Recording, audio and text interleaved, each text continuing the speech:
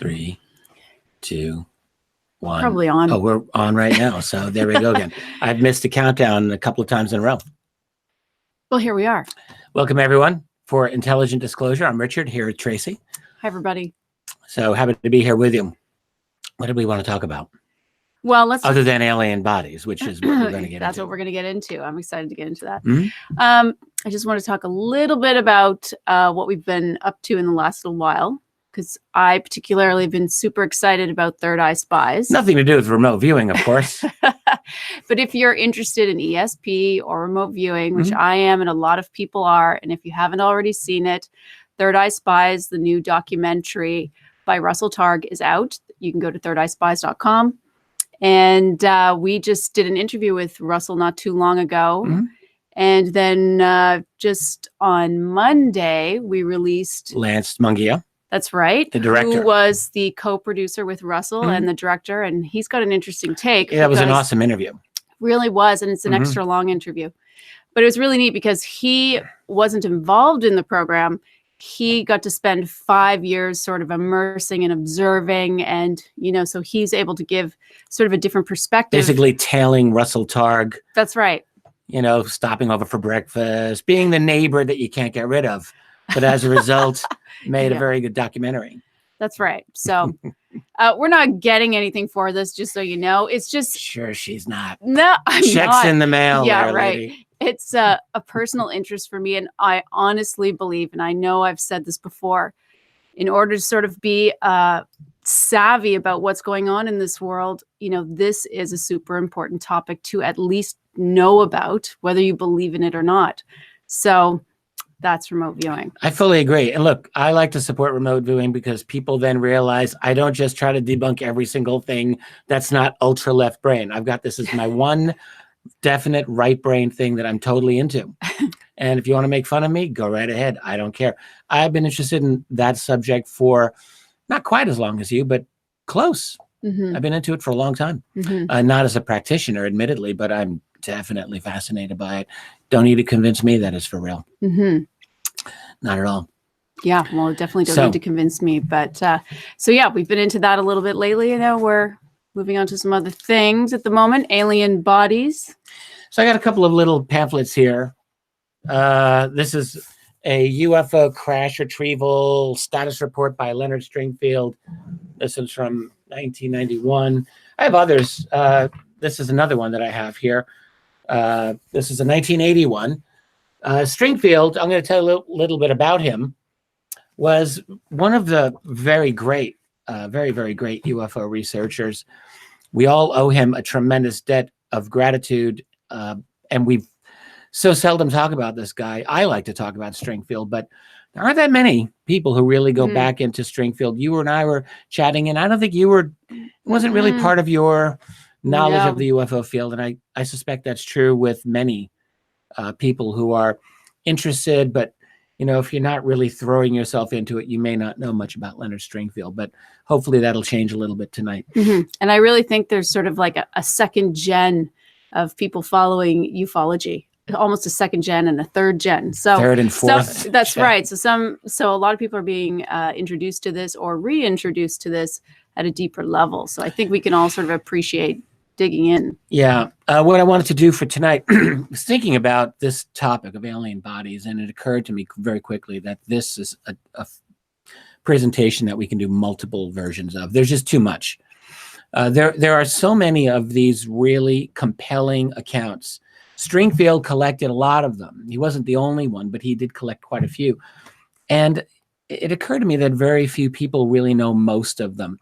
And I haven't even talked about most of them myself. Going through a lot of his old reports, I realized, like when I was writing my books, especially my second volume of UFOs and a National Security State, I had a lot of Stringfield in that book. But I remember now, like I still had to consolidate quite a lot of what he had been doing, just because I only had 600 pages and I had a lot of other information to put in there. And Stringfield was just one part. But there's a tremendous treasure trove of information. I think a lot of folks would want to hear about it. So I thought, let's do this. And see. So that's where the picture came from. That's on if people saw that. I think that on the notification, right? Oh, the thumbnail. Yeah, there's a lot of really good images that I'll have a couple of decent images for people tonight. But yeah, there's a number of very interesting, like, artistic renditions of these alien beings that were being done way back in the 70s that are still very compelling today. And Yeah. you were wondering. Yeah, well, it's interesting to think about how we all originally associated gray aliens and where that came from. And I was just saying, quite some time ago, and I think I speak for probably a lot of people who weren't always into this, we associated gray aliens and tabloids. That was kind of the thing.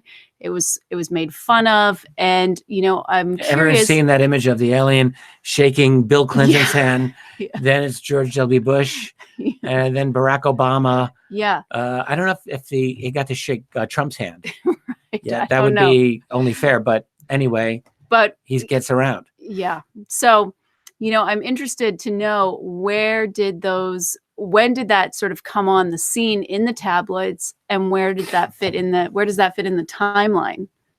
Yeah. Well, it's 20th century for sure. When you go back into like how early are these cases, I think it's fair to say, like, our descriptions of what we would now call grays like, if you go back into the 1950s, there were landing cases of aliens in France, particularly, and elsewhere in Europe, and also South America. And they were short beings with big heads, but they weren't described with wraparound black eyes. So that's the big difference right there. You don't really get the black insect-like eyes until really the 1960s is where they start consistently coming in. And so it's a fair question to ask, like, some psychosocial explanations of this phenomenon would say, look, whatever they are, maybe they don't look like that because this seems to follow a cultural phenomenon. However, having said that, there's a lot of these cases. And the fact is that researchers like Stringfield, and I want to jump in here in a minute, but they were getting meticulous reports from a lot of these folks who were coming to them, yes, under conditions of anonymity, but so wide-ranging. You really have to ask yourself if this is some kind of psychological phenomenon. How does it work out that they're all looking like gray aliens with these big wraparound eyes?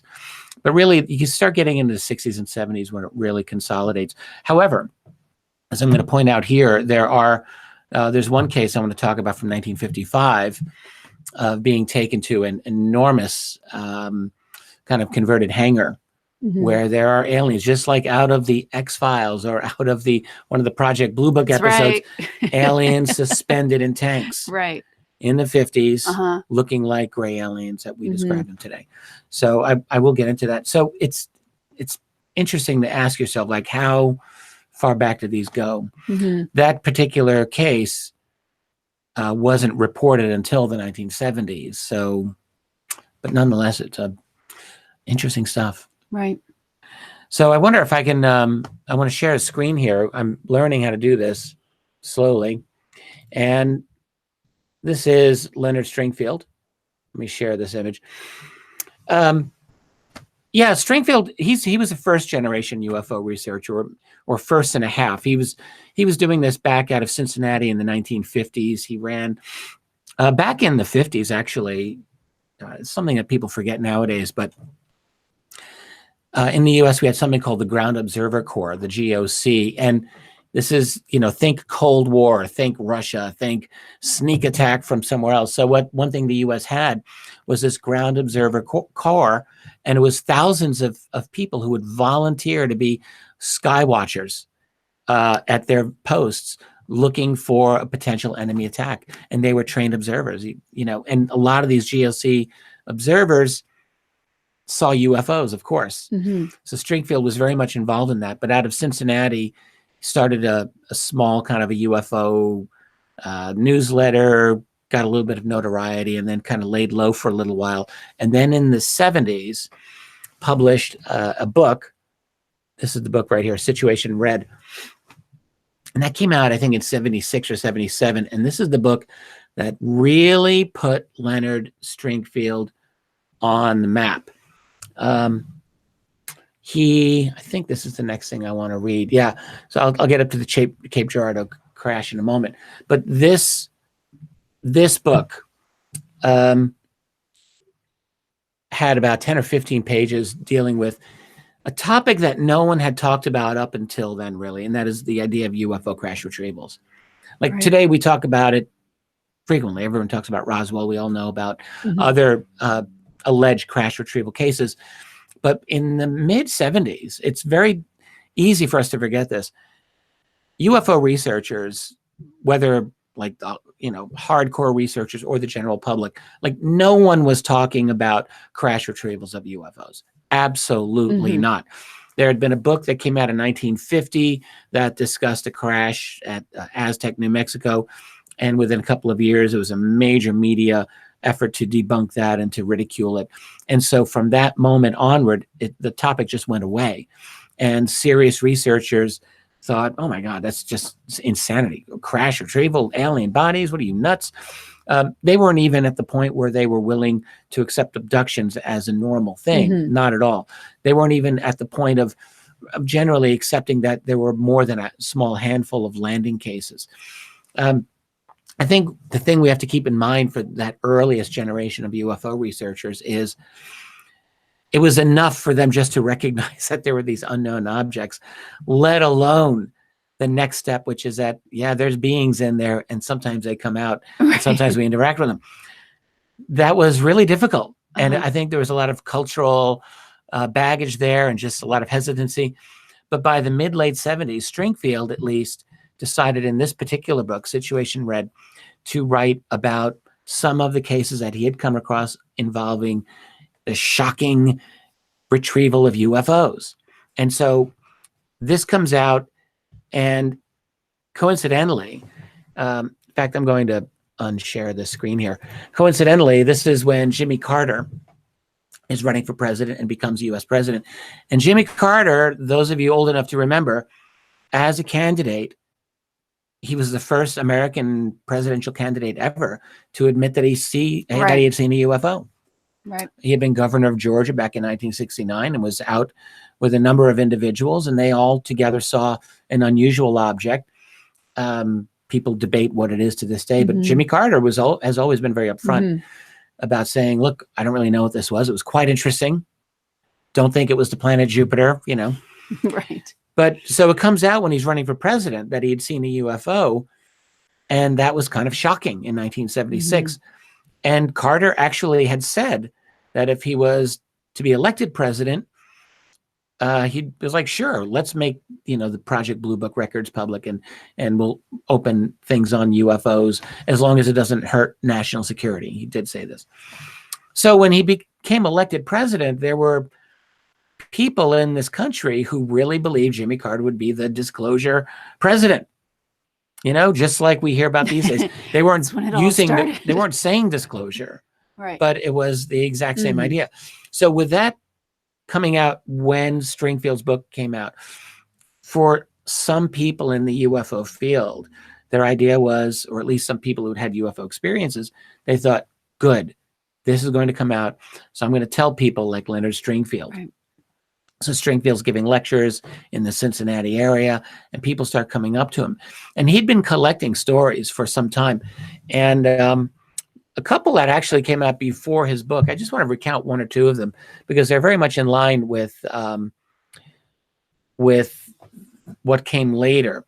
There was a researcher named Charles Wilhelm who Stringfield knew and related a couple of stories to him. And I always found this story very interesting. So when Wilhelm was a teenager in 1959, he had a neighbor who used to mow her lawn. And he spoke with her while she was dying of cancer. And for whatever reason, maybe she just liked him, she said that she had once had an Air Force, a top security clearance at Wright-Patterson Air Force Base, and that she had seen two saucer-shaped craft in a secret hangar. One of them was intact. The other one was damaged. She said she knew about two small creatures that were preserved inside another secret building, and that she had personally handled the paperwork on their autopsy. And the words that she said to this young teenage Charles Wilhelm was, Uncle Sam can't do anything to me until after, Uncle Sam can't do anything to me after I'm in the grave. And Wilhelm had another story that he told Stringfield, similar, was told in the mid-60s, a friend he'd had who had a father who worked with Project Blue Book at Wright-Patterson. Don't know who this person was, but had said something very almost identical to what his neighbor had said to him, which was the father's on his deathbed. He tells his son that he had seen 2 disc-shaped craft. One was intact, one damaged, along with 4, not 2, but 4 preserved small alien bodies packed in chemicals. So Stringfield collected these stories. He wrote about them here and there, but it wasn't like really a big thing until his book came out. And then I want to share the screen now, and we're going to move to talk about Cape Girardeau. He did get some very interesting information on this very fascinating case. I'm going to read a little bit out of one of the books that I have here just to get started. But this is a heck of a case. Let me move up to the next slide. Actually, I'll move back so you can look at these images. They're just fascinating. So he gets wind from another researcher, Raymond Fowler, Ray Fowler's still alive. I think he's got to be in his like 90 years old or whatever. I spoke to him once. Very, very, very gracious and very intelligent man. So Ray Fowler gets a letter from a woman named Charlotte Mann about a UFO crash and recovery in 1941. And he then gets her in touch with Stringfield, since he knows this is really what Stringfield's been focusing on. And I'm not going to read this whole letter here, but she just says she had a grandfather, Reverend William Huffman. And let me move up to the next slide here. Her grandfather's name was William Huffman. And basically, he had his own deathbed. No, he wasn't a deathbed confession, excuse me. He had told his wife, Floy, and the wife had told Charlotte Mann before she had died. So Huffman's wife, Floy, was the teller of this particular story. Spring 1941, it's about 9:30 in the evening. Charlotte's grandfather got a phone call from the police department at Cape Girardeau in Missouri, saying that they had received reports of a plane that had crashed outside of town, and would he go in case someone needed him. He was a reverend, and so, if there's serious people dying, you want a priest or a reverend there. So he gets out there, he drives about 15 miles, and this is what she says here. Grandfather said it wasn't an airplane or like any craft he'd ever seen. It was broken and scattered all around, but one large piece was still together, and it appeared to have a rounded shape with no edges or seams. It had a very shiny metallic finish. You could see inside one section and see what looked like a metal chair with a panel with many dials and gauges, none familiar looking. He said when he got there, men were already sifting through things. Police officers, plainclothes, military. There were 3 bodies, not human, that had been taken from the wreckage and laid on the ground. Grandfather said prayers over them. So he got a close look but didn't touch them. He didn't know what had killed them because they didn't appear to have any injuries and they were not burnt. It was hard for him to tell if they had on suits or if it was their skin, but they were covered head to foot in what looked like wrinkled aluminum foil. He couldn't see any hair, excuse me, on the bodies. They had no ears. They were small framed like a child, about 4 feet tall, but had larger heads and longer arms. They had very large oval-shaped eyes, no noses, just holes, and no lips, just small slits from mouths. So if you can believe this account, sounds very, very close to what we would call grays here, but this is a 1941 case.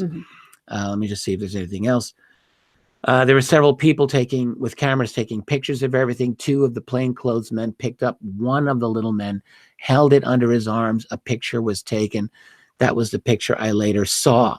Then one of the military officers talked to Granddad and told him he was not to talk about or repeat anything that had taken place for security reasons, et cetera, et cetera. And The picture, by the way, she says, after he died, my dad kept the picture and was very interested in UFO info. Then when I was 10 or 11, a close friend of my dad's asked if he could borrow it to show his folks. So Dad let him have it and never got it back. That's the end of the picture. My recollection from what I saw in the picture was a small man about 4 feet tall with a large head and long arms. Thin, no bone structure was apparent, kind of soft looking. He had no hair on his head or body, with large, oval, slightly slanted eyes, but not like an oriental from left to right, more up and down. No ears, no nose. Only a couple of small holes where the nose should have been. And his mouth looked as if you had just cut a small straight line where it should have been. So there you go. And Stringfield just talks about having, let me stop this right here, having contacted her himself. And he just, I think his impression was that she was very, very, very credible. And, you know, the folks who did speak with Charlotte Mann, she did speak with a number of other researchers. I don't think anyone's had a problem with her. The question is, do you choose to believe this story? Right. What do you think about that? Fascinating story. Yeah. I mean, excuse me. It's definitely this deathbed confessions. Clearly, people are afraid to tell the stories while they're alive. And there's consistency in what they're reporting in these early reports, you know? Yeah, the thing with the deathbed confession, like a skeptic could really, you know, lay into that and say, are these all deathbed confessions? How convenient. Yeah. You can't talk to these people. But I'll just say from my own experience, I've had a number of people that I've communicated with relating to UFOs who only talk to me under certain very careful conditions. Mhm. They are insistent about being anonymous, and a lot of them won't even find me until after they've retired from their professions. I don't want to say a lot, but a certain number. And so there is this very strong social cultural attitude that is there, and we really can't deny that that's the case. And so the deathbed confession really makes perfect sense to me. That would people are happen. clearly afraid. I mean, we recently got something in the mail, someone who wanted to disclose something, but you never know how to take it, right? But they were saying they wanted us to meet them somewhere and Oh gosh, yeah. yeah, and have a polygraph ready. And but you know, they were a whole list of instructions if we wanted to follow through on this. So if it was legit, you know, clearly these people are going to great lengths to stay anonymous. But I mean, I'm not saying that it is, because we don't know. Yeah, there's a lot of folk. Well, we get all kinds of mail, and it's very never difficult to know like how to assess Mhm. the validity of some of the people who will write to us. But some of them are clearly totally legit in my, you know, I think. And they absolutely Yeah. do not want to be known. So No. you can't say that, you know, they're looking for attention, popularity. And like, why would a fame. neighbor do a deathbed confession to her 14-year-old neighbor, Right. or 15-year-old neighbor? I mean, it's not going to be a prank. Right. So, and these things do happen. Right. So, Are you going to talk about that other story from Grant's Roosevelt story? the Cordell Hull story. Yeah. Well, we didn't know. This is kind of a related one. We can talk about it right here. Okay. So, well, you mentioned Grant Cameron, but that's because he actually interviewed He did. Yeah. one of the women who was involved here in this case, and their last name was Holt. And I didn't have notes in front of it, but basically this is a case that didn't come out until the late 90s. I think actually 1999, a letter went to the Center for UFO Studies in Illinois. And if I'm not mistaken, Mark Rodiger, who was running the center at the time, received it. He was one person who did some investigation. Other people have followed up. So the story is that in, I think it was 1939, Cordell Hull, people don't remember him now, but he was actually the longest serving Secretary of State in American history. And that's because he was Secretary of State under Franklin Roosevelt, who was the longest serving president in American history, 12 years. Cordell Hull served all but the last year. He had to resign for health reasons. But Cordell Hull was a very prominent man in American politics. And one of his cousins was a reverend, I believe, William Holt. Yes, thank you. And in any case, someone in the family talked about how he spoke to them, his daughter actually, about how in 1939 Cordell Hull, he's visiting with him in Washington, and Hull takes him way, way down below level and shows him wreckage of what appears to be an extraterrestrial craft and what appear to be non-human bodies. He never used the word extraterrestrial. I think he used the word creature. Creatures, yeah. Creatures. And he actually, the man that they took down, so it was the two sisters. One of the sisters reported this, sent in the letter, right? Right. Their father was a minister. Yes. It was a minister who got toured. This was Cordell Hull's cousin. That you're talking about. Right. But what the two sisters say in the interview is that their father came to them one day and just said he wasn't supposed to say anything, but he needed someone in the family to know. Yeah. And he had guilt over it, but he just felt someone had to know this information. Yeah. And the sisters at the time didn't think it was important. It was a creature. So they kind of just put it in this other camp that it wasn't important. And then, as time goes by, they realize, after Roswell, after this, that this might be important. So they write the letter. But this is an interview of the two of them telling the story. So here we have the account of a minister. Yeah, and these there's an interview that Grant Cameron does of them on his channel, which you definitely go check it out. They're delightful. They're very adorable, very sweet, and clearly telling the truth. Like you can't think anything else. What's it called? It's called Roosevelt, Secretary of State and the Dead Aliens. Yeah, and that's at on Grant's channel. Just Grant's look at Grant YouTube Cameron. channel. Yeah. And the thought is it's 1939 because I believe one of them said it was the end of the 1930s. But in fact, I don't really know if it was the end of the 1930s. Maybe it was after Cape Girardeau, for all we know. I want to think that because I can put the two of them together. If it's earlier than Cape Girardeau, then we're talking about a previous UFO crash of aliens during the 1930s in the United States, presumably. So who knows? These stories are out there, and my feeling, I know I'm not alone, is that there's more of this than we've learned about. Oh, yeah. I think there's much more. I think more a lot of us think that. So I want to read a little bit of what the Blue Room, which a lot of people in UFO lore have talked about the Blue Room. I think that there may be more than one Blue Room from reading this case from Stringfield. I'm just going to read a little bit of this and then show you a couple of notes that I have on the screen. But this is an interesting one. This is what Stringfield writes here. It says, for this report, we recapture the experience of one person with the right access clearance to a Blue Room. He says a Blue Room here. Its location is secret. And I think that's important because a lot of times we think of the Blue Room as being a special place at Wright-Patterson Air Force Base. And I think there probably is one there, but there may be other Blue Rooms.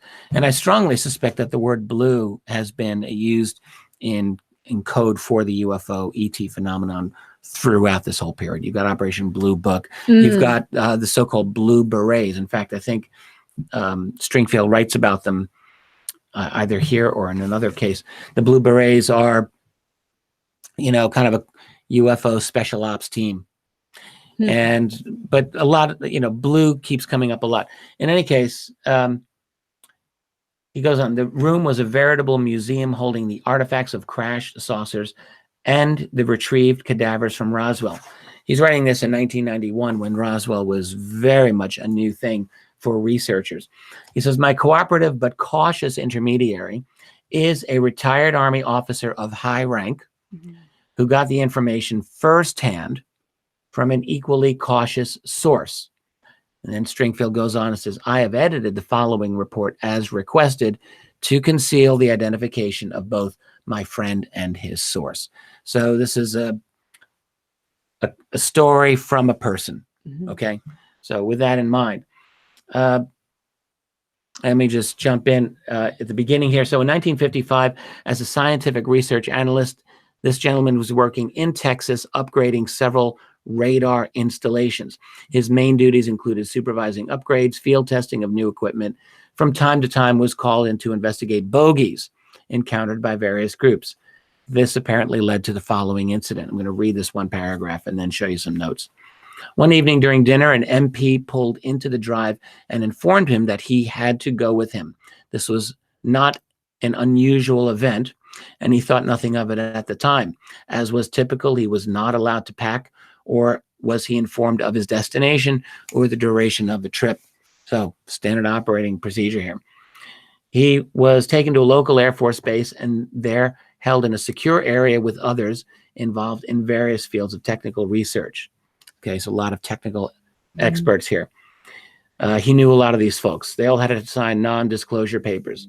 Nothing out of the ordinary here. In fact, he had been involved in compartment-tinted missions since his days in the Navy. Nice little piece there. He was in the Navy, this person. They were told that the purpose of the mission would be discussed only when they arrived. Okay. My source related that he did not recognize the insignia on the uniforms of the guards, only had numbers. None of the guards had ID labels on their blouses, and none of them spoke to the passengers for the flight. They took a flight. Just before landing, they were each given a black hood and told that removing them before told to would result in, quote, never being seen again. When asked if he was kidding, the colonel in charge merely said, "Try me." After the plane landed, they were told to get their hoods on and put their hands on the shoulders of the man in front of them. He couldn't know for sure how long the flight was because they took their watches away, but he was guessing it was 4 hours. He said then again, they might have just flown around in circles for some time. So he had really had no idea. Okay, so as they deplaned, he could see the ground by tilting his head down. He noticed that as they left the runway, the area was sandy and the air felt like the coolness of a desert evening. The shadows he could see on the ground led him to believe that it was indeed night. Okay, so as they were led, he tells that two of the men had evidently raised their hoods and were told, "You shouldn't have done that." He then heard what he thought were handcuffs being ratcheted and the men led away. He adds parenthetically, two analysts that he had worked with who had been at the airport were indeed never seen again, and their families moved away before they returned home. So, okay, so let me move on now to the slides here. So, and we get into what Are you going to tell us more next. of this story? Oh, you are. Oh, okay. Yes, indeed. We're moving along here. Story time with Richard. Yeah, exactly. Here we go. So this is it. So they get out and they're being brought into this large hangar. The hoods come off and it's painted all blue. Everything's blue. The walls, the ceiling. It's enormous. And what is Stringfield right here? He says, here we go. Okay, so then he tells the story. Let me turn the page. Yeah, the moment they removed their hoods, they were inside a converted aircraft hangar. And hold on here. Let's scroll up here. Yeah, converted aircraft hangar. The walls and floors were painted entirely blue. Around the room were tables, shelves, and fixtures holding thousands of artifacts, none of which were immediately recognizable. They were told that they were to study each object and determine its purpose, operating parameters, and whether or not it could be duplicated. Okay, so they're trying to study the technology and try to replicate it. Looking back, he now recognizes many things such as lasers, integrated circuits, printed circuit boards, or now commonplace design, including microprocessors and surface mount components, etc. They were on site for approximately 4 days, took their meals and sleep there. They were allowed to ask any questions necessary. Let me move on to the next. Oh, no, not yet. That's getting up ahead. They were allowed to ask any questions necessary to complete their task. And the curator there, that's what he called himself, was pleased when one of them finally asked where the artifacts came from. The magic question. They were led to a small locked room that they had not heretofore seen and were shown, let me move the next slide, 4 large aquariums filled with a pink solution. each containing a small body of gray skin, oversized cranium, huge eyes, no hair. In the back of this room were pieces of metal ranging from slivers to very large twisted chunks. I want to show an image. This is a drawing done by an artist, Gail McBride, back in the early 1980s. This is was at the time, I think, a very famous image. And indeed, I think this is how the creatures are kind of described. So in the back of the room were pieces of metal ranging from slivers to very large twisted chunks. The curator then related the story of the Roswell crash. This is 1955, according to Stringfield's person. Interesting little follow-up. When they'd been debriefed a couple of days later, they were told that they could return to this place anytime. And they could also discuss this with anyone as long as it was done in a hypothetical sense and no identifying data were disseminated. Let me stop sharing. I'm just here. going to say that part is hard to swallow. That they were allowed to talk about it. Yeah. Yeah, it's a good question. I wondered why myself, like why this would be the case, unless, well, I mean, he went on to say you could talk about it, but you are absolutely not allowed to provide any information that would actually be factual or that would be traced back to the program. So that was the disclaimer. So the idea is like, yeah, you can talk about it theoretically, hypothetically, but not for real. Yeah, and that people aren't going to believe you anyways because they're going to want you to provide evidence, and you can't have that evidence. So, right. So, I mean, do you find that believable or not believable, Adam? I mean, it's still kind of hard. It just, my mind goes to how many people were in that group. How can this guy really be anonymous if it was a small group? I mean, I understand that for this interview, it was kept vague, but, if there were only a small group of them, there's just some things that seem a bit strange. I mean, yeah, I could believe it, though. You've got how many guys were probably there? 12 and maybe 20 guys were there. It's 30 plus years earlier when the story's being told. He's telling it through an intermediary who's then telling Stringfield. But if it was me, I mean, I'd feel like they could figure out who I am. But I guess if the whole philosophy is no one's going to believe you anyways, then the guy might not have been alive by the time of the story as well. Like, we really don't know. This is a number of decades had passed. But the thing that strikes me is that this type of story is just a drop in the bucket for Stringfield. Yeah. That's the thing. I just got a couple of others I'll just very briefly relate before I get to a more detailed one.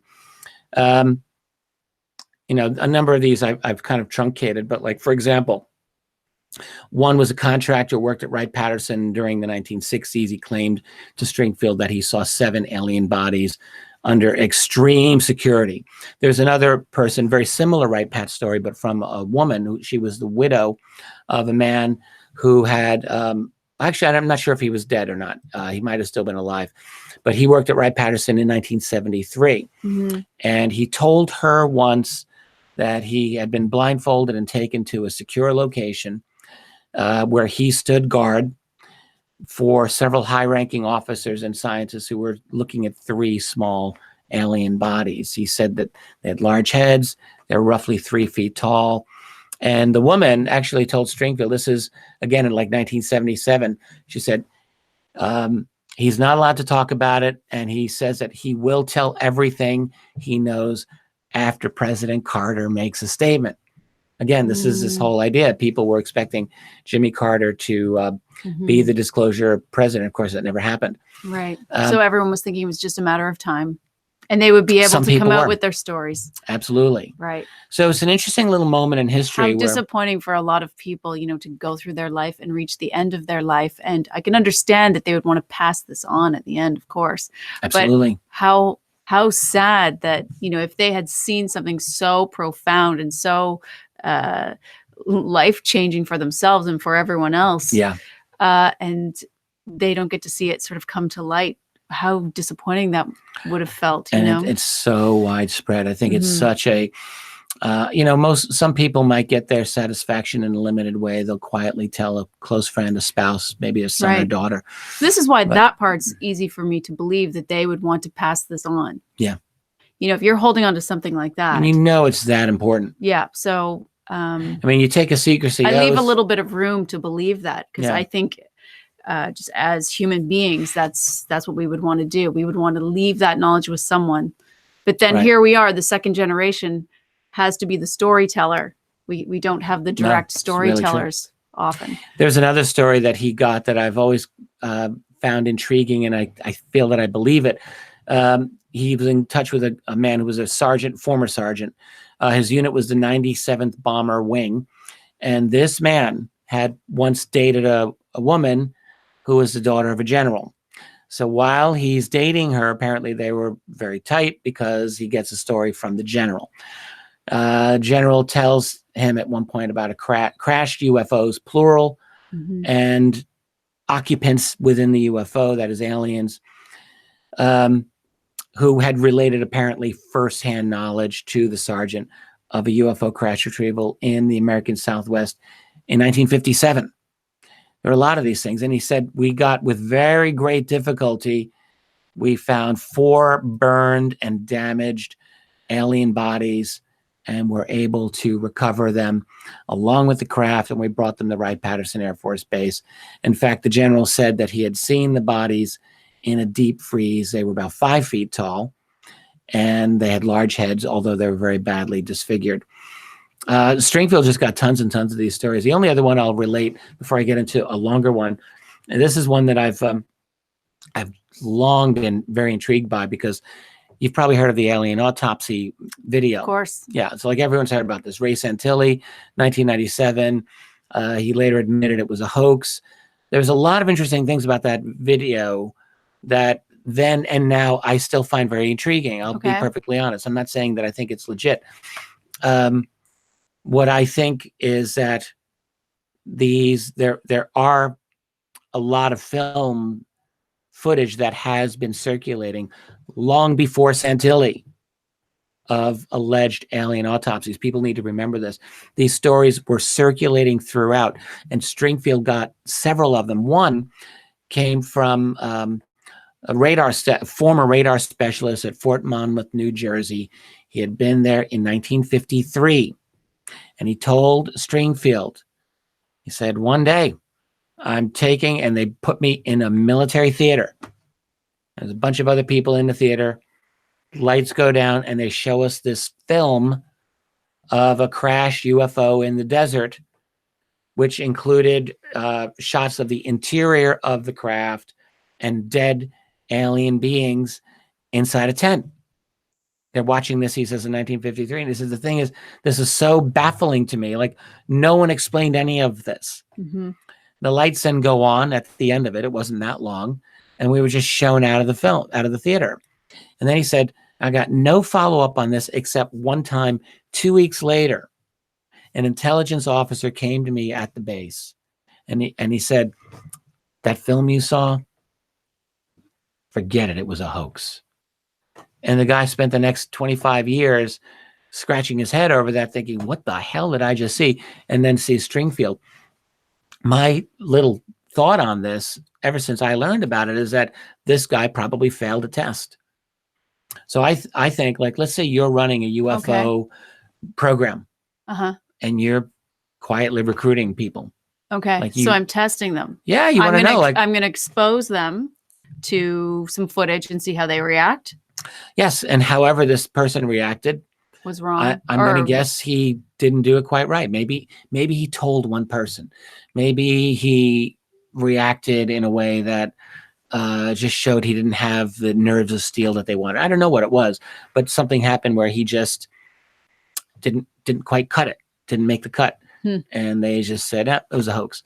So was it a real UFO crash retrieval? Who the hell knows? I don't know. No one knows. So he watched it and nothing was said at the end of the film? No debriefing. This is what he told Stringfield. No debriefing. I can see why you would think it was a test then. Yeah. Yeah. don't know how else to interpret it. But the film itself might have been make believe. It might have been created for deniability purposes. Right. If it ever were to leak out, you could probably find little clues here and there to prove that it's a fake. And that's, why do you need a real one when a fabrication will do the same job for your training purposes? It's just a thought. Interesting. Yeah. So I want to go back to this one more. I've got this pamphlet here. I think this is the gray one I want to look at. This is from 1980. I'm dropping things all over the place. Forgive me. This one came from scientist mode over here in an area you can't see and will not see. You don't want to look at my desk. You don't want to look at the desk right now. This one comes from his son-in-law, who he names Jeffrey Sparks, who was then an assistant professor at St. Leo College, Dade County, Florida. Stringfield was obviously very proud of the fact that his son-in-law was teaching somewhere, but it also shows that his son-in-law was an intelligent, very discerning person, most likely. So the son-in-law told him that he had been talking with someone. He says, Pops, I think you want to talk to this guy.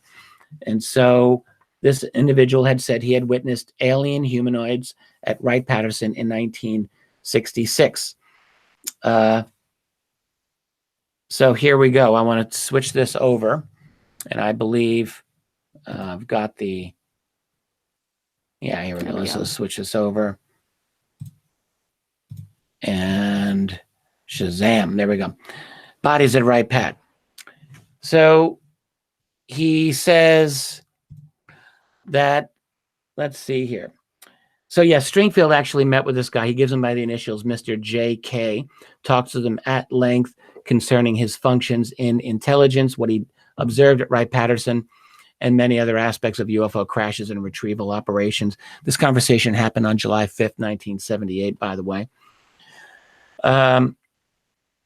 And his duties were connected with the Nike missile. He related to Stringfield the following data. Let me scroll up ahead here. I believe I've got yes, he observed 9 deceased alien bodies preserved in deep freeze conditions under well-lighted, thick glass enclosures. The bodies were short in stature, about 4 feet in height.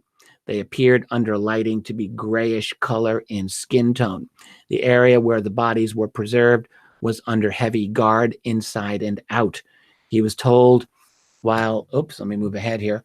He was told while viewing the subjects that 30 bodies were held in preservation at that time at the base. That's pretty amazing. But it gets better, or at least it keeps going. Now, he talked about, Stringfield asked him about alien craft. Did you see any alien craft? Oh, so let me just go to this. Oh, that's Dr. X. I'm sorry, I'm moving ahead here. He says, did you see any alien craft? And the guy said, no, I did not, but I did. I was told that there were such craft at Wright-Patterson. And he said, I also was told that there is an alien craft being held at Langley Air Force Base in Virginia and another one in Florida at MacDill Air Force Base, which I thought was interesting. And he went on, and this is something that has always stuck with me. He said at certain military bases, you've got highly trained, mobilized units. They are in a constant ready state to dispatch to any area in the U.S. to recover downed or crashed UFOs. Wow. And he says these are special forces. They are known as blue berets, and they can operate secretly and very effectively to do any kind of diversionary tactics to the general public. And that includes creating blackouts, power blackouts in regions. Like, that's one thing he said that they can do. Just to, if they need to disable the public for crash retrieval, they are empowered, these blue berets, to do any and all measures necessary to undertake what they need to undertake. It's kind of an interesting and incredible stuff. One Stringfield informant who I always thought was also quite interesting. Did you want to say something? Yeah, the blue berets. I was just wondering, how much do we know about the blue berets? I mean, I haven't heard that much about it. And Are there many reports of blue berets? I mean, it makes sense to me that the military would have something like that. You know, if any of this is real, they would have a team that they would send out. Yeah. That makes perfect sense. Well, I think But they're I'm just wondering how much we've ever heard about this. I don't know a whole lot. I'll be honest. Maybe I'll come back on this with a little bit more information. I can do some research and hopefully find something that's useful. I don't have any reason to think they don't exist, and there could very well be some stronger documentation that I'm just not aware of. But it's something that I would actually, I think I should look into. So back to this Dr. X, this was someone I don't think anyone's ever learned the identity of this person, but Stringfield was actually in pretty close contact with this man in the late 70s, maybe even going into 1980, but then the whole thing just dried up. But for a few years there, this doctor, and Stringfield visited him personally, visited him at the facility where this man worked. So Leonard Stringfield was actually able to go and observe what this doctor did, not on alien bodies, but he did see him at his work. Anyway, the doctor said, look, I've conducted tests on alien bodies at a medical facility in the eastern United States. And in fact, I don't know that it was New York, but actually I think it could very well have been New York because as I recall, Stringfield met with this man in New York City on at least one occasion, but it may not have been New York. But this doctor described the alien beings. He said they were 4 feet tall. In fact, let me, I'm going to share the screen here again with everyone. Let's do that and move to the next one. Here we go. They were 4 feet tall. They were 40 pounds in weight. By the way, I don't think he said how many alien beings he worked on, but I think he did give the idea that it was more than one of these alien beings. They were 4 feet tall. They weighed about 40 pounds. Large head, heavy brow ridge. You don't always hear that with the descriptions of aliens. Round eyes, round, not necessarily oval. I thought that was interesting. No pupils, basically no ears except small holes, tiny nose, and a slit-like mouth. No lips, no teeth. And so that's pretty consistent with what we'd been getting even by the late 70s. He said slender torsos, long, thin arms, long arms. I think he said that went down well past the knees. Tan, grayish skin, reptile-like skin, or elastic-like. And then he said they didn't have red blood cells. The blood was, or what was blood, was this colorless liquid that was throughout their body. And he did not notice any reproductive organs, or at least there were no apparent reproductive organs that he could notice. They seemed clone-like to him, and his suspicion is that they were androids or, artificially created in some way or another. They were like basically carbon copies, clones of each other. Stringfield definitely came to this conclusion through this doctor and many of the other people that he had interviewed. So I think that's interesting. It definitely is. Yeah. That he spoke directly to this doctor. Yeah. So let's stop. And again, who isn't wanting to share his name. Yeah. And actually what's interesting about that whole thing is by I think it was the fall of 1980, I wrote about this. This person just became unavailable.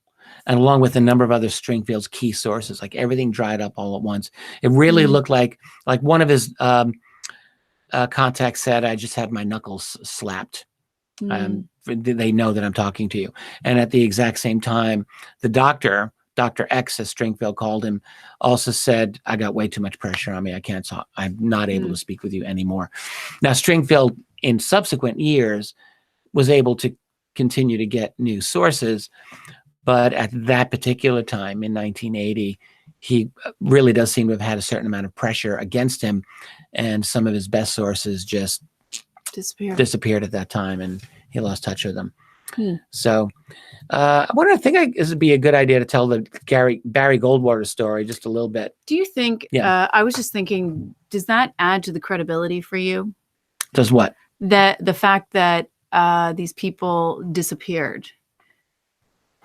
You know, because you would think if they wanted attention, blah, blah, blah, they wouldn't disappear. You know, if they were fabricating it, they were and just pretending. Well, yeah, I mean, all of these people happen. Most of Stringfield's contacts were prominent. They were very like well plugged in people to their careers. So they had a lot to lose. That's the thing to keep in mind. Like, these were not unknown people desperate for attention. Right. They weren't out trying to make money on YouTube videos. Like, that wasn't their thing. They were not out they weren't speaking at conferences. Right. Like, this is the exact opposite. They were very quietly, and as far as Stringfield could tell, with a lot of nervousness and trepidation in certain cases, telling him their story because they trusted him. And that was the only reason. Right. And he was getting them from all of these sources. I don't know how many total he had, but probably, I bet at least 100, probably more, of these people who would come to him very quietly and in confidence and trust and tell a story that they hadn't told anyone else. So when you get these stories in that manner, to me, there's a real power to that. It's hard for me to deny. And the thing was, Stringfield finally came out with these stories, I think at the very end of the 70s at one of the MUFON symposiums, and he got a lot of mixed reviews. So there were definitely researchers who said, my God, this is incredible. This is the next wave of research, which it was. Right. However, there were a number of folks who says, you're off your rocker, man.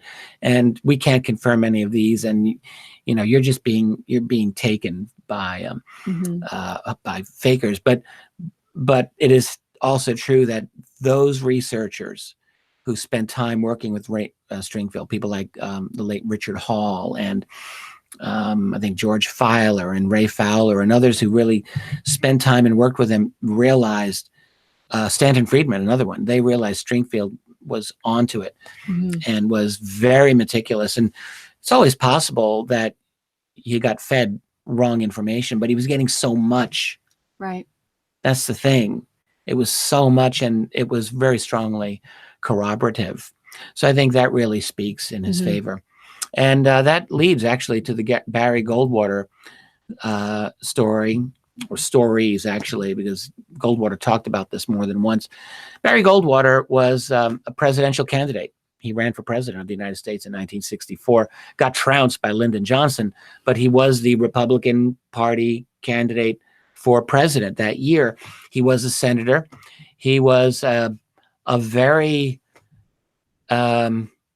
powerful politician. Like, he was Republican from Arizona and represented that state for many, many years. And he was a general in the Air Force Reserve.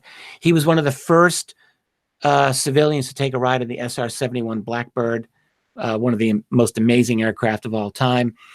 Goldwater was close friends with the legendary General of the Air Force, Curtis LeMay, the cigar-chomping Chief of Staff of the Air Force, who they were buddies. And Goldwater in the mid-70s and late 70s told several constituents in writing. In fact, let me move this to do I have the letter here? Oh, I took the letter out. You can Google the letter. There's several of them actually. But he talked several times about his one time that Curtis LeMay cussed him out and yelled at him. And it was when Goldwater asked about UFOs at Wright-Patterson and alien bodies that were there, and asked to see, quote, the Blue Room at Wright-Pat. And he said it was the only time in their friendship that Curtis LeMay spoke to him that way and basically said, don't ever ask me that again. Wow. And that was it. And here in this one letter in 1981, this might have been the last time Goldwater wrote about this. He said, this thing has gotten so highly classified, it's just impossible to get anything on. He's talking about UFOs here.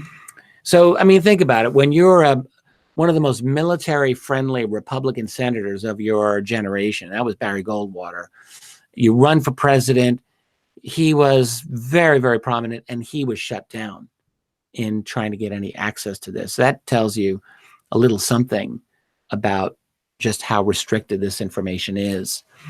So that's Goldwater. I'll talk a little bit about Edgar Mitchell. This is someone that I was fortunate to know, at least to some extent. Edgar Mitchell will always have a place in my heart because he was the first major public figure ever to endorse my work ever. And he did endorse my first 3 books, my 2 volumes of National Security State, and After Disclosure. He was very nice, very gracious. I was very grateful for that. But Edgar Mitchell had a lot to say about UFOs. Got a couple of statements in the late 90s that were interesting.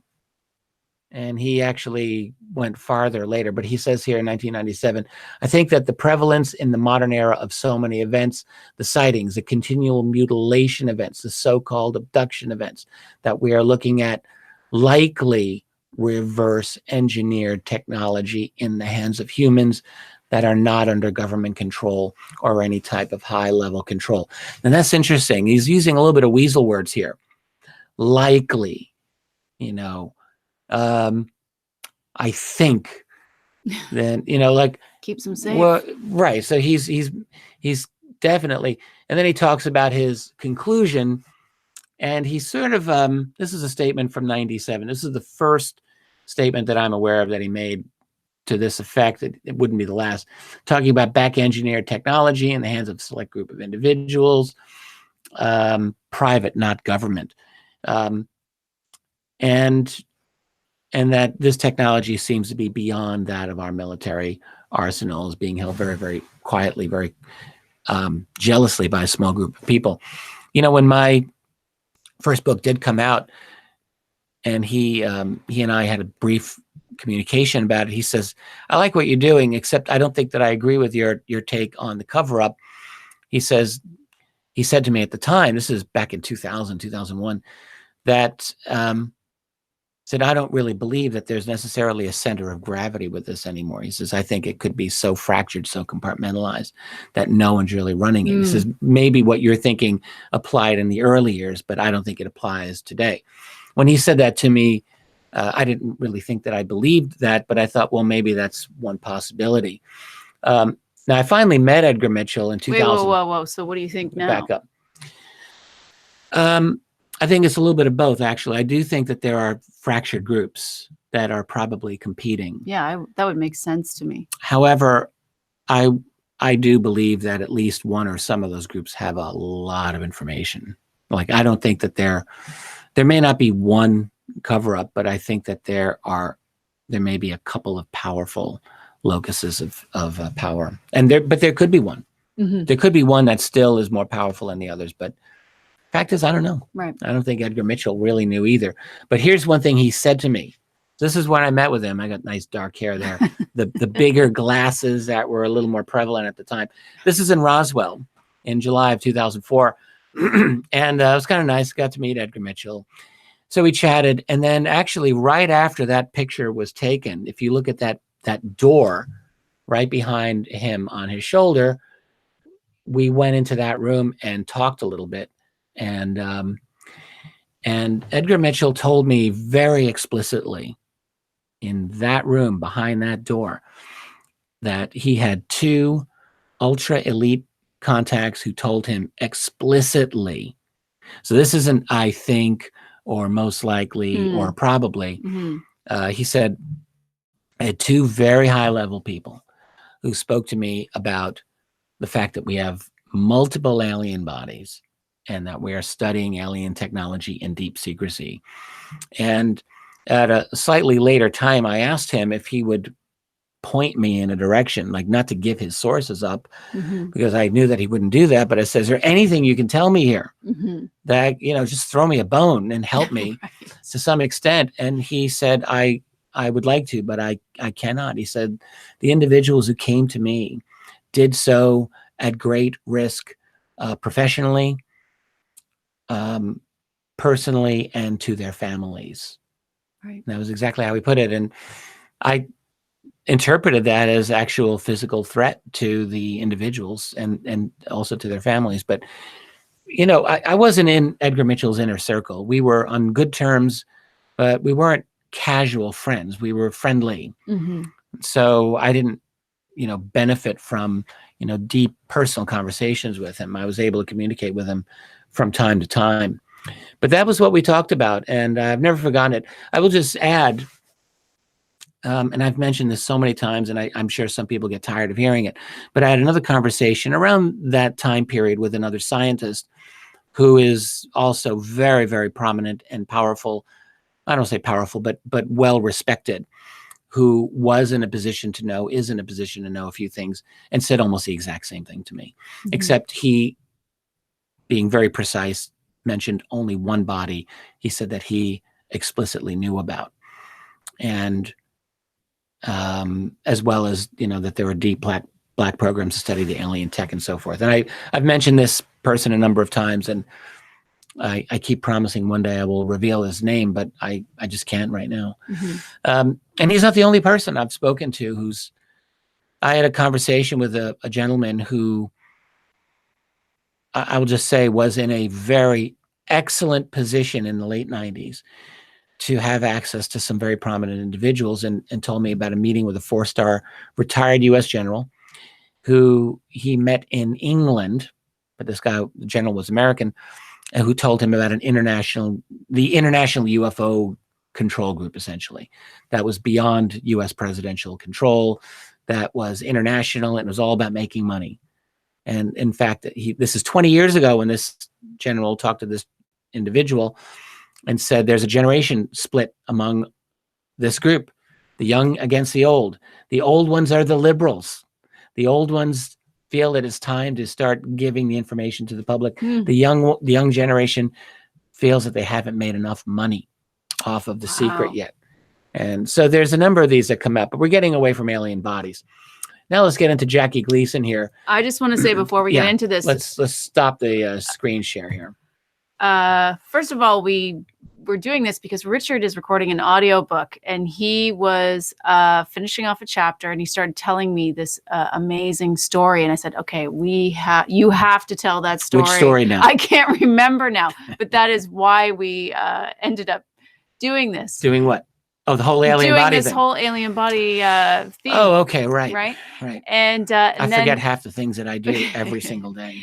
And then when I was thinking about it, the first thing that comes to mind for me, other than, we've all heard alien autopsy, we've all seen the tabloids, was the Jackie Gleason story.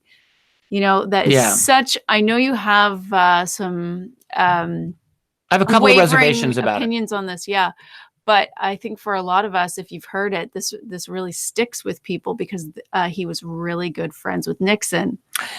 That is absolutely. So there's a lot of things we can say about Jackie Gleason, who is the great comedian. I was a big fan of Jackie Gleason. You were not a Jackie Gleason. Was it a Canadian thing, generation thing? I'm not sure. I don't know. I never saw it. He was in the 1950s, and I grew up on the reruns. Yeah. In the 70s. When I was young, I was watching Star Trek reruns, and I did that too. Yeah, we all did that. I wasn't into it. Well, Jackie Gleason, I think, if I'm not mistaken, wasn't he nicknamed the Great One? You wouldn't know. Not like, there was Wayne Gretzky, which is for all Canadians, but I think Gleason might have had that nickname. He was a great comedian, dominated TV comedy along with people like Lucille Ball in the early era. But what people often don't realize about Jackie Gleason is that he was an absolute UFO expert. Yeah. Like he had one of the largest huge collection libraries of the UFO subject of any person in the world. Like 1,700 books or something like massive, that. Massive library. Yeah. You learned about this. Yeah. So he was really into, in fact, he would go and have debates with skeptical journalists. There's one story. They're in a diner in New York City called Toots Shor's. It was a famous place. A lot of celebrities would go there and hang out, and Gleason's there, and he's talking with a journalist who is a hardcore UFO debunker, and they're debating across the table. It's real, it's nonsense. It's real, it's nonsense. And there was a general, and I can't remember the details of the story, but the general, an Air Force general, walks by and just says, Jackie's right, and just leaves. So that's a kind of a apocryphal story, but probably true. Yeah. But the fact is, Gleason was very deeply involved. In fact, so deeply involved, we're going to show some pictures of the homes he built. These pictures from Keller Williams. Let's share Real estate. this. He built a home that was UFO shaped, and here's okay. Gleason with Nixon. Just look at Nixon. It never looked comfortable, like physically comfortable. He's like, I'm riding in a golf cart with Jackie Gleason. Look at me. I'm not falling out of my seat. Now Richard does impressions. And yes, it did. And here's look at Nixon with the golf club. Like, that's not how you play golf. I'm not even a golfer. Like, your dad was a golfer. Did your dad ever hold a golf club? Like, no. Never. Yeah. Gleason's just like, good job, Mr. President. I'm playing golf with Jackie Gleason. Stop. Look at me, mother. I'm a success. Okay, so there's... Sorry, I couldn't make it stop earlier. This is Gleason with Beverly McKittrick. This is his second wife. We'll get back to her in just a moment, and we'll talk about her story. It's not quite as powerful a story as we've often discussed. But anyway, let's just get back. This is one of Gleason's homes that he built. He built this, and he calls it the mothership. And then he built a guest house, and which he right calls the scout ship. Called. So he's been dead for a little while. Which he called. This is the scout ship. Which recently went up for $12 million, I guess. But there's some other pictures that I just gave to Richard just for fun of the interior of this thing, because he built this, and it is so fascinating. So check it out. Like Gleason's UFO house. I mean, look, I love Gleason. I'm interested in UFOs. I like artwork and architecture, but I wouldn't want to live there. No, who wants to live in that? The only reason why I wanted to show you these was because clearly either he's just, a fanboy, or he was into it. He was into it, and something may have deeply impacted him. I mean, he rearranged his whole world. Right. To look like a UFO, and so clearly we don't have a home that looks like a UFO, like we're right. He immersed himself. So anyhow, let's are we going to tell the story? Yeah, I mean, why not? I mean, the problems with the story. The story is that he was. In fact, I don't even have my notes here on this whole thing, and I've written about it, but I'm going to just pull it out from my book here. Gleason met with Richard Nixon a number of times. They were actually very good friends. Yes. So that's all definitely true. Apparently on this night. I have it right here. And I forget. The hell with it. So they go to... well, the story is that he showed that President Nixon showed up at his house, at his door, in a private car. Now, we don't know if this again, there's some problems with the story. Could Nixon have evaded his Secret Service security? And his ex-wife Beverly said that he had regular contact with Nixon, and that Jackie felt Nixon's people had set this up. Okay. Had set this up. So it was fully set up, this evening of events. So they go and they're doing a golf event, like a public kind of photo op for golf for Nixon, and Gleason's there. And then they go to, what's the Air Force Base now? Homestead. I'm trying to remember. Homestead, thank you. My in brain Florida. was just throwing a blank. So they go to Homestead Air Force Base. Nixon takes him there, and he's the president, and he's allowed in, and there's no other security there. They drive through. And they're finally in a room where Gleason's looking at glass cases, and he's thinking, my God, these are children. They look like horribly mangled. And then he realizes, according to the story, they're not children. These are non-human beings. And then he comes home. And now there's two versions of how he reacts after he sees this. One is the story that researcher Kenna Young got out of Beverly McKittrick long after the divorce. And then another is what was told, I think it was the one told by Larry Warren. He's the only other person to have the source on this. And so according to what Larry Warren used to tell, he said he had a private conversation with Gleason toward the end of Gleason's life. And Gleason said, I just drank my ass off. I was so traumatized by this. Beverly McKittrick tells it differently. And she just said, that he just could not stop talking about it, that he was so excited that he got to see these little bodies. He was so excited he couldn't, he just Yeah. was beside himself and telling her all about it. She said he was telling her about the bodies and everything. So now all of that's kind of interesting. And you think, well, now with Larry, you know, I knew Larry Warren, and I always feel terrible because like his credibility is not what it used to be. Let's just put it that way. And I don't want to get involved in that whole mess, but you really have to just like take that part of the story and just not, it's gone. Doesn't exist anymore as far as I'm concerned. So you're left with Beverly McKittrick. And the thing is, like, there are a couple of problems with accepting her story. The way I learned it years ago is that she had written some kind of unpublished manuscript. Well, apparently no one's ever seen this unpublished manuscript, so I don't think it exists. Then you hear that she did an interview with this Esquire magazine where they got into this in some depth. And this apparently was what Kenny Young had even gone under the assumption of. But where's the Esquire publication? I've never seen it. I don't think it happened. All there is today I couldn't find it. It's tabloids. It's all in tabloid publications after their divorce. So after there was bad blood, is it that she was just trying to make them look silly with a story about this? When Kenny Young came back with her, he's deceased, unfortunately. I understand he was a really great guy. He interviewed her in 2003, and her attitude was, you'll have to go back to the original story. I can't remember anything now. Yeah, she said a lot of years have passed.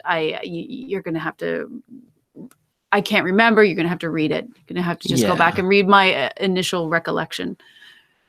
Yeah, I'm just going to call bullshit right there, because the fact is, you're not going to forget a story like that. Seriously. Who's going to forget a story like that? But So I don't really know what her deal is. Like, why would she just not tell him and be upfront about it? That she was going to do this? Is that what you mean? No, why would she tell Kenny Young what the deal is? It's 2003. Just tell the story. But I think she said that when she originally did the story, you know, they were on the verge of divorce, and when Jackie had heard that she had done this or was doing this, it basically sealed the deal for their divorce, and they were done, and he was super unhappy with her. So this is why she decided not to continue to write this thing that many people had heard that she had left, this unpublished writing, right? That you were talking about. Yeah. I think Kenny Young had followed up Right. and said there was a rumor that you wrote this thing that didn't get published. Right. And she said, I never did it, because he was so upset. Okay. Yeah. And if people want to read that, you can go to the Black Vault. Yeah. John Greenwald's got it over there. Yeah. Grant Cameron's got a little piece on it on his website, Presidential UFO. I would encourage you. The one thing that I would just say, I'm not willing to throw the whole thing out. I'm really not, because here's why. Gleason and Nixon were very close friends. Nixon absolutely knew of Gleason's long-time obsession with this subject. You can't tell me they've never talked about it together. Right. All right. So you got the president of the United States with his very close friend and supporter, Jackie Gleason, who's a UFO nut, not just a nut. He knows everything about this. Right. So clearly the conversation came up. And it's not like Nixon was ever dissuading Gleason about UFOs. Right. So it could have happened in the sense, like, they were close, they were together at certain times. It could have happened. And Beverly McKittrick didn't deny it. No, she says it happened. Even after Gleason was long dead. I mean, here's 2003. Kenny Young's talking to her. Gleason died in the 1980s. So if it were really her just making something up out of thin air, you might think she would just say, you know, I was just mad at Jackie at the time. And it's not true. But she didn't do that either. So I said I was calling bullshit, but maybe I should modulate a little bit. The fact is, but the thing is, like, the evidence that we want for this, it's not as strong as we would have liked. Like 5 years ago, I would have thought it's a good case. Now I'm like, yeah, I don't think it's quite so strong. Yeah, you're revisiting going, I don't know. Yeah, I don't know. But I think, you know, of course, it's good to have this healthy skepticism always when we're looking at these things. I mean, but it's interesting because here you have these cases of doctors high-ranking military people. You've got an astronaut. You know, you've got these really Yes, indeed. important people who are talking about alien bodies at all these different Air Force bases in different years. It's They keep coming. fascinating. That's what's so compelling. Like when I first started researching this 25 years ago, what is this? Yeah, so about 25 years ago, the thing that shocked me, especially after I became public in this field, so that was in 2001, basically. I started 2000, really. I started hearing from brilliant, plugged in people who just confirmed more and more and more and more of this. Mhm. And that's what was actually very startling for me.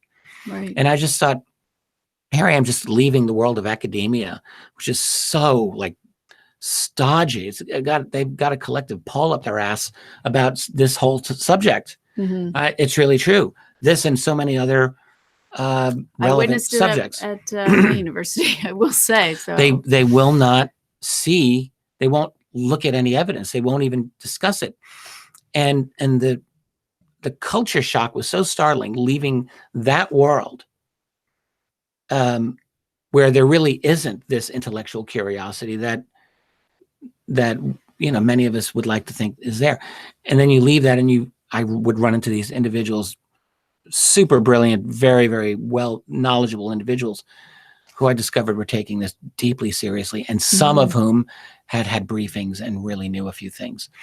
So that made me realize, oh, I'm on the right path indeed. And then, yeah, I'll never forget. It was in 2004 that I sat with a gentleman who was in a position to confirm to me that essentially it's real and they're here. You know, I formed that conclusion already by then, but it's a very different thing when you're sitting 3 feet across from somebody who has known U.S. presidents and high other ranking officials, who says, yes, I have known, officially speaking, for X number of years, that at deeply classified levels, we have scientists who are in possession of alien technology in at least one body that I personally know about.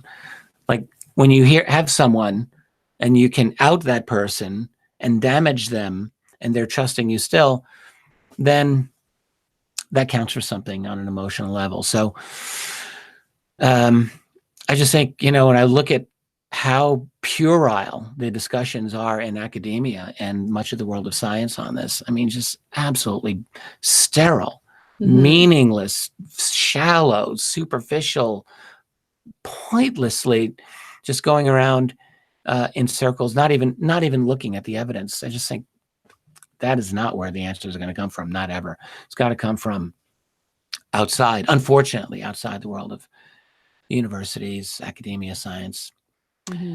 So, but anyway, back to alien bodies. We're going to have to come back to this, don't you think? Yeah, I mean, we haven't even scratched the surface. There's so much. When I was looking into this, I just thought, my God, there are so many riveting accounts. And some of them, okay, they're just stories, I admit. But the fact is, there's so many.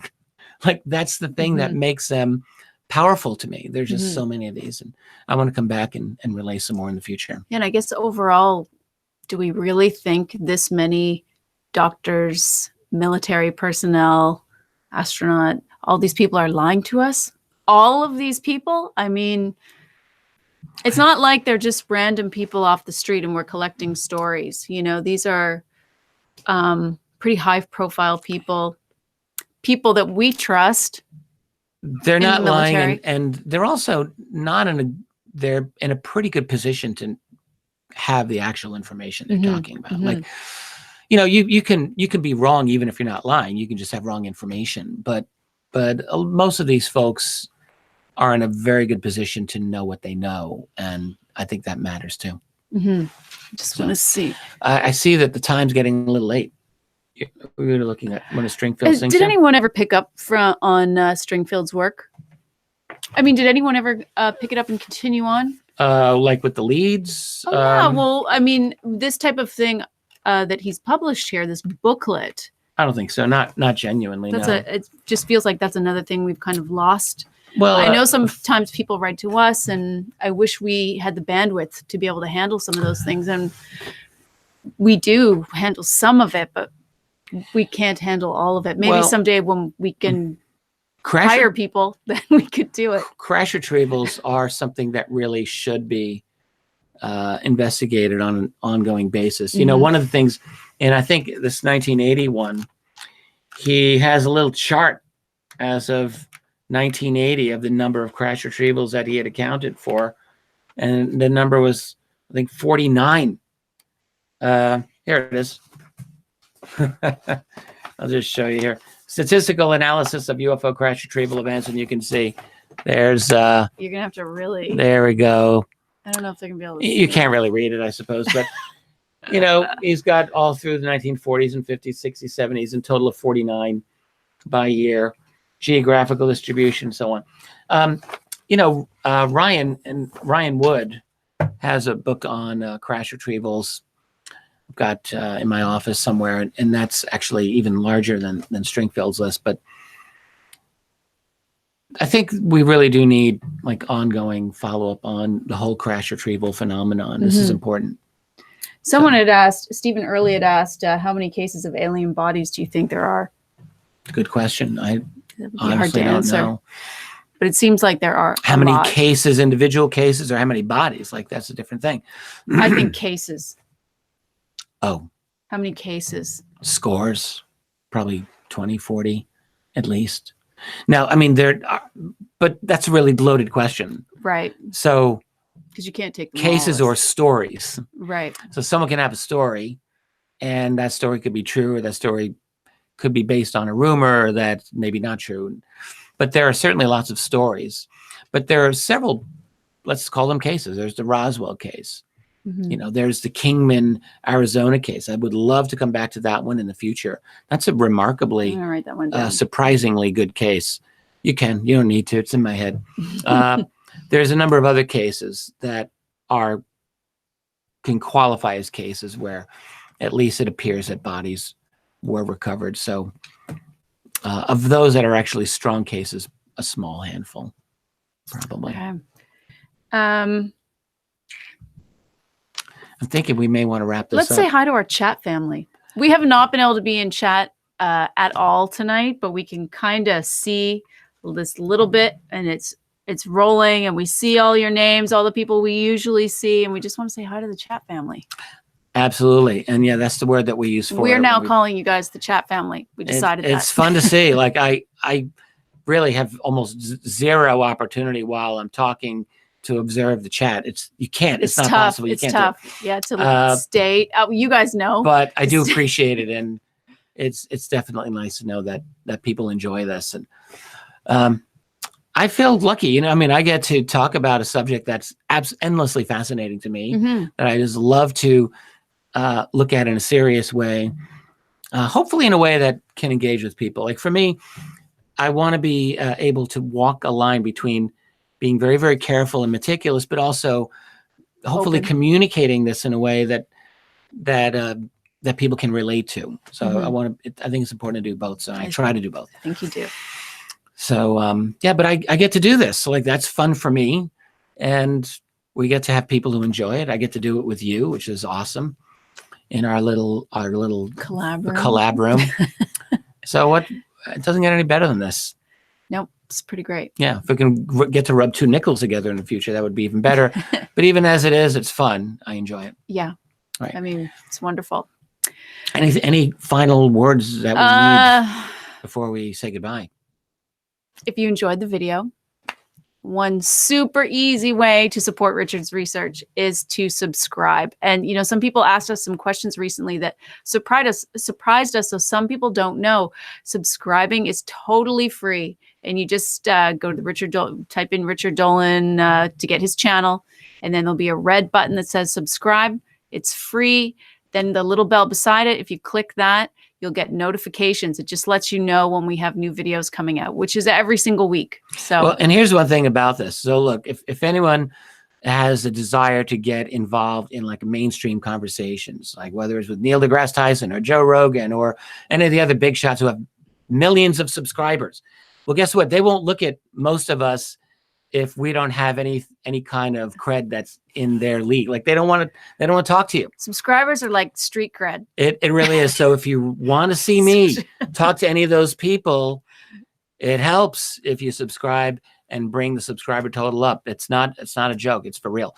So they don't want to look at, you know, you got a couple of tens of thousands of viewers. That's great, but that's not good enough for them.